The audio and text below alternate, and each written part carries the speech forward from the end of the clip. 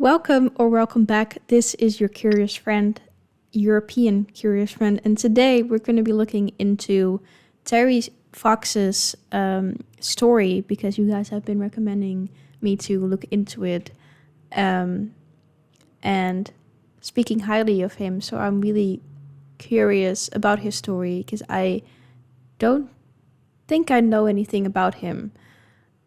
I just know what you guys have told me.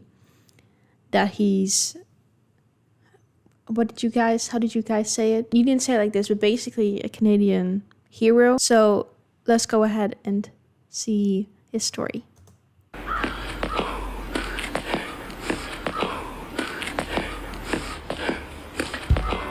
Or was?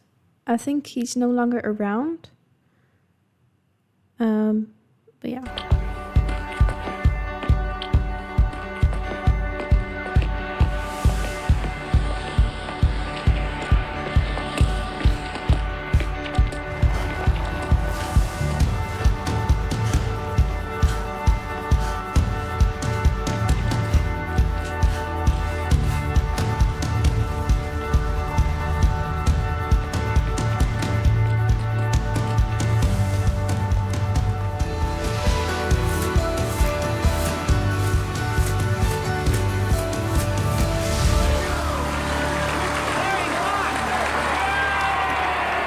This afternoon at 2:45 in St. John's Harbor, Terry Fox dipped his foot into the waters of the Atlantic Ocean.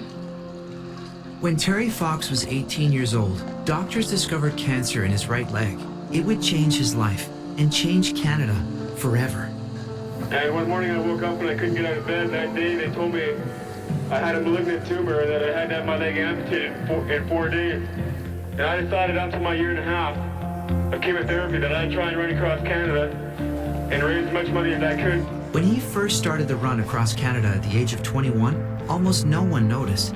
He ran alone, 42 kilometers a day, a full marathon on one leg, every day of the week.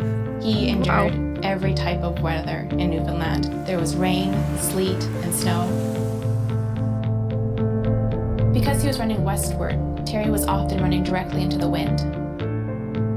Terry loved the early morning, so he would often get up at 4 a.m. anyways and start running and get a few miles in, stop for breakfast, and then he would finish the rest of his miles off. His best friend, Doug Allward, trailed in a van behind him. He ran from Newfoundland towards his hometown of Vancouver, where he planned to finish the run and pour water he collected from the Atlantic into the Pacific, symbolically uniting our country. The prosthetic that Terry had was actually a walking leg. Back in the 1980s, people didn't run on prosthetic legs. Running on his prosthetic leg was incredibly painful for Terry. His stump would chafe. I can imagine. And bleed. I don't really normal technique. I have to take an extra off my real leg in order to have time for my artificial leg to come through. He set many goals for himself, and he had to work incredibly hard to achieve them. When I'm running each day, I take one day at a time. When I'm running, I take 1 mile at a time, and I take one corner at a time. Every signpost, I'm looking at it and reaching out to that signpost. Every corner, I'm reaching out, and this is the type of thing I'm thinking of when I'm running. The night before Terry's operation, I visited Terry. It was just him and me in his hospital room, and all I could think of saying to Terry at the time was, "Terry, why do you have to have cancer? Why not me? Why not somebody else? Why you?" And Terry's answer immediately was, "Why not me, Fred? I've been told all my life I'm not the biggest, I'm not the strongest, I'm not the fastest or the smartest. This is just another challenge I have to overcome." Terry's determination began. Wow. I don't know what to say. Like let's keep to pay off. Walking. Watch. People began to take notice. When running through a town of 10,000 people, he raised $10,000, $1 for every person. He changed his goal of raising $1 million for cancer research to $24 million, $1 for every Canadian. So when Terry was in hospital, one of the nurses thought that it would be better for him to be placed in the children's ward. He was surrounded by kids who were suffering from cancer as well. Those are the faces that he never forgot. I'm crying now because there's somebody here right now who is going through the same thing that I went through. Exact same thing, and he's only 10 years old. And I had the most inspirational day of my life today. At the time of Terry's diagnosis, his chance of survival was around 50%. Had Terry been diagnosed a few short years earlier, he would have been faced with a 30 or 35% chance of survival. It was right there that Terry learned the importance of cancer research and raising money to find a cure for cancer. You know, sometimes I have to run in a lot of pain and I get pretty tired. But I don't feel any pain when I get supported like this, so you're fabulous, man. Just like to thank you for that. The support kept growing. News media across Canada began to cover Terry Fox's Marathon of Hope with daily updates of where he was. From stadiums to city centers in the heart of Canada, thousands went out to meet him, and donations towards cancer research began to pour in. Terry wasn't running across Canada to become famous or to become rich. He wanted to make a difference in other people's lives. There was absolutely no question that this was some iconic event that was happening. Talking about cancer publicly was something that really wasn't done very much. He made it okay to talk about cancer. And that was the first most important step to then allow the rest of the population to do what needed to be done to start thinking of raising funds for cancer research. Researchers across Canada have devoted their lives to learning what cancer is and how to cure it. We have lots of cells in our body, and what happens with cancer cells is they forget to grow up. They just start dividing and making more and more of themselves and become a huge lump. And that lump essentially is cancer. Today, thousands of schools across Canada raise money for It is such a devastating thing to exist. But yeah, from what I've already seen, he did not let that stop him. And that's very, very... How do you say that? I don't know. Is it admirable or admirable? Admirable. You know what I mean. Cancer research by participating in the Terry Fox Run. When I say Terry, you say Terry! Terry! I think it's very easy when you get into this mindset and this feeling of why is this happening to me, to let that stop you. So stories like this are very inspiring to me, and it reinforces again that feeling of, okay, I have no excuse. Like, yeah, you can do anything that you set your mind to, and that's, I think, what he showed us here. It is so good to see you here, all wearing your Terry Fox shirts. Schools all across Canada, from as far as St. John's, Newfoundland, all the way to Victoria, BC, raise so much money for cancer research in his honor. I'm a cancer survivor of the same cancer that Terry had, called osteosarcoma. My dad and I were about to go out fishing when he noticed one of my shoulder blades was visibly much larger than the other. That was the night that they told me that I had a form of bone cancer in my right shoulder blade. Terry said that I remember promising myself if I should survive, then I'll prove myself deserving of life. And that was something that I carried into my own journey, that if I should survive, that I will prove myself deserving of life, that I will keep fundraising. More money equals more research. More research equals more hope. There are so many other Canadians who are dealing with their own battles in cancer, and that's why we need to fundraise to help those people. Terry had a dream of running from one end of Canada to the other. He took a long and winding route through the country and had run over 5,000 From one end to the other, isn't that like really, really far? kilometers. He was just east of Thunder Bay, Ontario when things started to change. Terry knew earlier on that something was wrong. It was very rare for him to want to go and see a doctor. So when they stopped in Thunder Bay, everybody knew that something very serious was happening. I had noticed a little bit of hardness in breathing near the end of the day at 18 miles.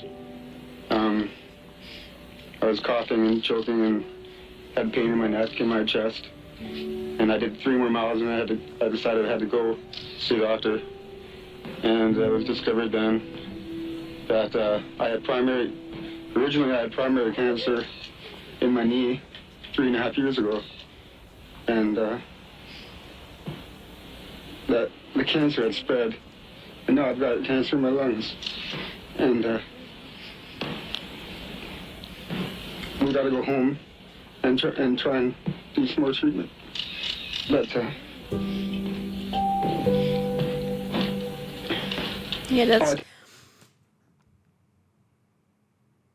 that's probably very, very devastating.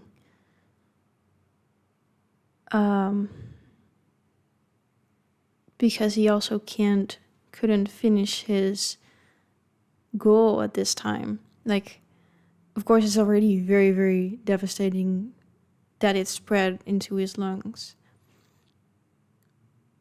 But that also means that he couldn't finish what he started.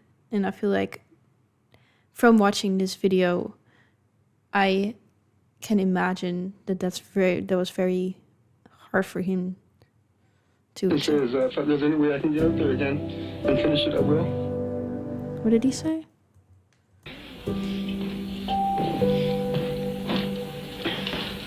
All I can say is, if there's any way I can get up there again and finish it, I will. Terry had to stop the run and fly home to Vancouver to undergo more cancer treatment. At 22 years old, Terry became the youngest person ever to be awarded the Order of Canada, an award that recognizes outstanding achievement and dedication to the service of our country.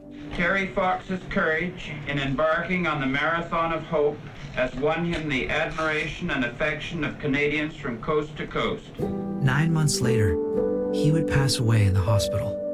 I've said to people before that I'm going to do my very best to make it. I'm not going to give up, and that's true. But I might not make it. And if I don't make it, the Marathon of Hope better continue. Terry reached his goal of raising $24 million. In honor of his legacy, the Terry Fox Foundation was born, with a mission to fundraise for cancer research to ultimately find a cure. What started as one person back in 1980, just Terry on his Marathon of Hope, has grown to over 8,500 schools and millions of students across the country participating in the Terry Fox Run. The foundation has raised over $750 million for cancer research in Terry's name. What is the future looking like? Very bright, I would say. I know researchers are getting closer and closer every day to hopefully one day find that ultimate cure. 80% of the children that I treat are cured of cancer. 80%.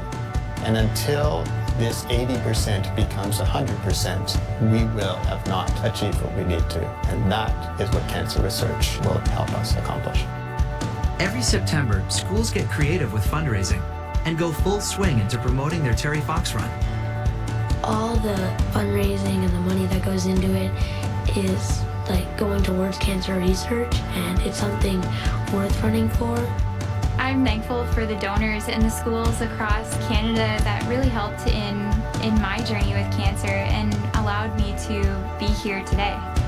Every September, schools from Newfoundland to BC and up to Nunavut launch their Terry Fox Run with fundraising goals, following his example of courage, determination, and compassion. Let's all be like Terry. On the count of 3, repeat after me. I want to fight cancer. I want to fight cancer. I want to fight cancer. I want to fight cancer. 1, 2, 3.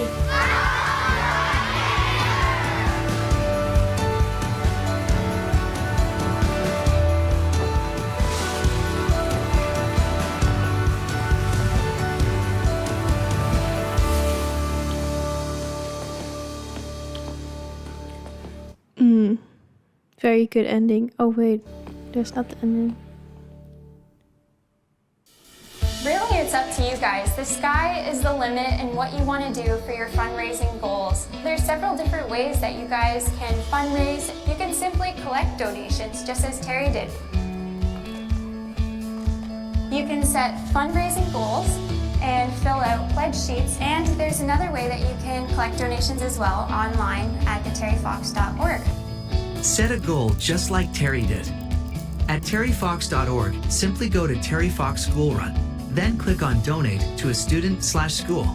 Then begin typing the name of your school and select it from the list below. Donors can click Sponsor Us to make a direct donation to your school, or you can click Students Set Up Your Page to make your own student fundraising page. Once you set up a student fundraising page, you'll receive a link to share with friends and family to help collect donations. Reaching your goal has never been easier. Your fundraising really gives hope to me as a cancer survivor, and also gives hope to those who are still battling in their cancers. You have the power to make a difference, just like Terry did. Go to terryfox.org.